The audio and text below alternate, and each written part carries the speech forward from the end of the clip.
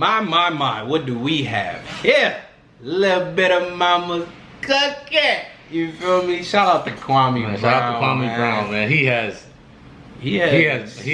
broken in. He Houdini. He is Houdini. Like they said, Kwame might be the first person to hit his prime 20 years after his career. Right. He in his prime, bro. He in his baggyton. Charlamagne. It just don't never stop. It don't ever stop. He said whoever. Okay, so just to give y'all a backstory, man. Something happened where Charlemagne was on the Breakfast Club. Kwame's name was brought up, and he said, "Nah, ain't gonna speak on Kwame because XYZ brought up his family history and his family's history of violence, basically." Yeah, he brought up something he shouldn't have never. Which was kind of a low blow because it's assassination to somebody's character. You know what I'm saying? Yeah. So now everybody got to get mama's cooking. Yeah. And they got to treat mama's son with respect. So Kwame gave him mama's cooking. He did. He cooked the nice meals, all the spices, all the greens, everything. He seasoned the greens, potatoes, tomatoes, chicken, turkey, chicken. You feel me? All that. And then Charlemagne apologizes to Kwame Brown. So the video says live. The Breakfast Club gave itself Donkey of the Day. So we about to he gave himself Donkey of the Day. Now we gotta see what he said. Cause this is not a game. Remember what Craig said? Remember what Craig said about Worm when Worm called? And he asked me, it's just crazy. What'd he say? What'd he say? It's just so crazy to me that all of this started with them talking about Kwame. Kwame didn't say nothing to nobody. How is the person? How is he the crazy that person? People come for?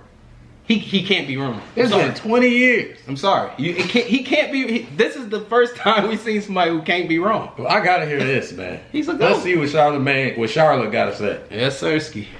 I've been called a lot in my 23 years, but Donkey of the Day is a new one. Yeah, get that water up there. Donkey of the Day for Monday, May 24th goes to me, Leonard McKelvey. Contrary to popular belief, this is not the first time I've given myself Donkey of the Day because Donkey of the Day does not discriminate. I mean, I may be kind of biased towards certain people, but I don't have any bias when it comes to myself. If I'm wrong, if something I do or say doesn't sit right with my spirit, I have to apologize and do better moving forward. Was it your spirit? It was not your spirit, Charlotte. Was it your spirit, Charlotte? Wasn't your spirit. I feel like something sparked your spirit. Man, you know what I'm saying? Them greens. Because but we gonna see. And that's what I'm about to do right now. I want to apologize to Kwame Brown and Kwame Brown's family. I want to apologize to his father, Bill Brown, and the family of his father. See, last week on this radio, in my attempt to defend a Charleston, South Carolina born brother like myself, I revealed too much information about them. It's the unity for me. Yeah. He said he attempted to see. I'm just here to really give my real opinion. I don't feel like you attempted to defend him. That's like somebody saying, "Oh, I ain't gonna mess with the Law Twins because they known to shoot people in the head." What? Yeah, it's like, and if you was coming on there, it was the wrong sincerely, you did too much. Mm-hmm. You did way too much. Like if you were saying leave him alone, you should have just said leave him alone. Right. Leave him alone. Not y'all. leave Just him alone. Listen to me. Leave him alone. Like, and left it at that. But we gonna let you speak. Yeah, go ahead, bro. This is what you gotta say. Okay. His family, and even though all that stuff is public record, some things just don't need to be said on the radio, and they definitely don't need to be said by me. When I look back, on the way I communicated that, I communicated it all wrong, and I unintentionally triggered trauma in a lot of folks I grew up with who I genuinely love. I'm sure I caused a lot of pain for not only Kwame Brown, but for his family, especially his family in my hometown of Moncks Corner, South Carolina. You know how I know? Because I spoke to a few of them. I've been on the phone this weekend with mothers of children and their children. Salute to Shaliba and her daughter, Brianda. I was on the phone with sisters like Wallet. Salute to Wallet. Oh, she cursed me out good. And, I was apologizing for triggering them, causing them pain, because I was casually discussing their family's trauma, man, and that's something that I see. That's one thing that I was that I want to touch on. That's what I meant by, or we were saying doing too much. It's like the conversation you held about this nigga is like you was at a pool table with your homies. Yeah, you know what I'm saying? Like, it's the wrong place. It wouldn't have hit the same if you was at that pool table with your homies, but Like air that out. And then it was like that was That's it's like putting a target on somebody's back. He got a whole family. You know what I'm saying? It's like, oh, you gonna come out and just say all about his family. And it ain't right to say at that pool table, but it would have been a better spot. Yeah, not somewhere where you got millions of people. Or they gon' tune in now that his name is hot. Doing that. You gon' that was bogus, man. Just stop doing. That's something that we all have to stop doing. I was talking to my Sacred Purpose coach Yadi Alba this weekend. She's like a spiritual therapist. I have her and my clinical therapist, and that's what we were talking about, how we casually discuss each other's traumas. I didn't even think about when I spoke on, Kwame and his family, how many people were impacted by those things I was speaking on. I mean, that's generational. Okay, I caused pain and unintentionally poked at people's wounds. Okay, wounds that will probably never heal. And I can't take back those words, but I can't apologize. I think oftentimes we, meaning black people, we fight each other with our demons, whether true or false, whatever is the worst thing we know about a person or think we know about a person, we default to that.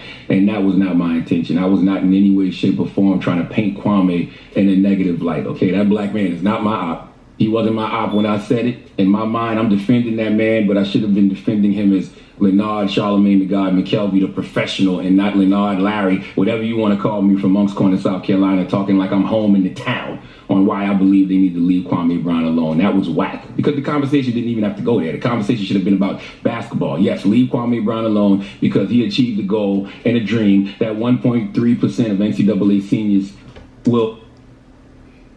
Is you reading off a teleprompter? Yeah, he definitely got a set list of points. No, what you saying is right. It's real shit. Nigga, you need to slow down, Charlamagne. Sound like you reading the way you looking at that computer. Man, he got. And this is me joking, but yeah, man, you right. I mean, it take a big person to apologize. With respect for that, for you coming out and saying what you saying. Okay, but it's like that mama's cooking is different, bro. If you throw the rock.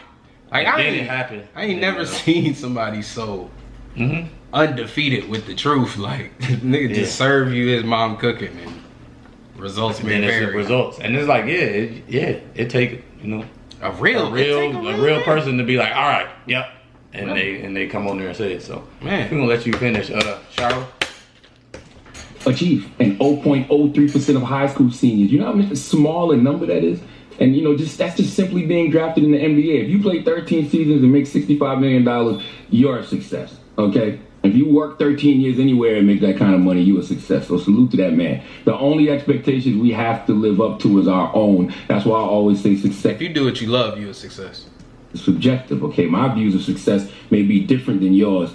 As long as you're happy, that's all that matters. But we didn't even get into that conversation because my mind automatically went to something that it didn't even have to go to. In doing that, I unintentionally caused trauma. And since I unintentionally caused trauma, I have to be intentional about causing healing. I'm not about to sit around and have beef with another black man for nothing. Trust me, as y'all know, I have a lot of real enemies who are gunning for me every day. Kwame Brown is not going to be one of them, okay? I totally understand why Kwame Brown was upset at me.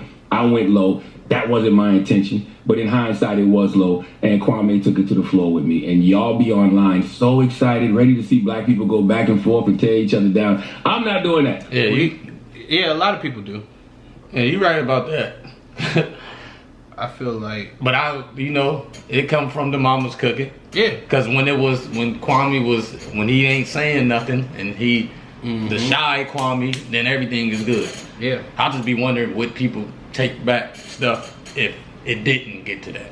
Because certain situations, it's like I jump in or it'll catch my interest, but it don't always be to see black go against black. It be to see the bully. You know what I'm saying? Yeah, I think he talking about more like the other shit. Like the people, the trolls in the comments, they really push for it. Like, you ain't gonna fight him. And I'll never be a supporter of that. I just feel like, but like, a lot of people with them strong platforms be doing too much and hiding their hand, and it's like you gotta, at some point, it's gotta be an accountability for that. Like, you can't push bullshit and get away with it. If Kwame didn't, if he spoke and nobody did what we doing right now, and wrong awareness to it, right, he probably wouldn't even get these responses or apologies. People wouldn't give a shit. But since it's so viral, and that it's like, okay, to me, that's let me be aware, and that's why I can give you your respect, Charlamagne, because you're aware. You're like, dang, it did all this. Yes, Look at Absolutely. what my words did. I'm getting phone calls from people, and so and it's like, yes, man, the more mindful It's you real. is, the better it can go. You know what I'm saying? I would never want to see it end where it's like, oh, it got to be all this extra stuff, because if you from where you know, if you from that, you know it'll go there. You know what I'm saying? You just want to see, you still want to see somebody be a man and be like, bruh, I'm wrong. Like, you know what I'm saying? Wow. You can say you're wrong without it being extra or you being soft. Like, it makes sense. I'm not going back and forth if I feel like I wronged somebody. I'm going to apologize. That's what I think a good man does. A good man apologizes for the mistakes, that he made. But a great man corrects them. Hopefully, I get the opportunity to do that one day. But for now, I just apologize. And I'm not beefing with a black man who's born where I was born and has family where I'm from. There is nothing on this planet that I love more than God, my family, in Moncks Corner, South Carolina, the whole low country, the 843. Drop on the clues bar for the 843. Okay? So when I say I sincerely apologize to Kwame Brown and his family and the family of Bill Brown in Moncks Corner, I mean that. Only thing I'm responsible for is my energy in recognizing my own insanity. And Eckhart Tolle once said, to recognize one's own insanity is, of course, the arising of sanity, the beginning of healing and transcendence. I truly believe if trauma can be passed down through generations, then so can healing. Me, Leonard McKelvey, I have never claimed to be perfect. In fact, I'm far from it. I'm not going to always get it right. The same things people listen to me for is the same things they hate me for, because I talk too much. I overshare. I overshare about myself. I overshare about others, and that has historically gotten me in trouble. But we are all works in progress, and one of the most healing things you can do is recognize where in your life you are your own poison. And last week I was poisoned to Kwame Brown, Bill Brown, and their families. For that, I sincerely apologize. Please let Remy Ma give me Leonard McKelvey, Charlemagne the God, the biggest hee-haw. Hee-haw! Is you hee-haw. stupid? You stupid motherfucker. You dumb. Yes, indeed. Hey, man. There you have it, man. Charlemagne apologized. There's a couple more people on the Mama's Cooking menu. man. And if you following what's going on, bro, it's entertaining. I ain't gonna lie. No, it's definitely entertaining, man. It is crazy. Kwame. But it's mind-blowing at the same time. So, you know what I'm saying? We wanted to bring that to you. This is what we was talking about different content. Yeah, man. Yeah? Y'all can click off this video, man, because y'all got what y'all got.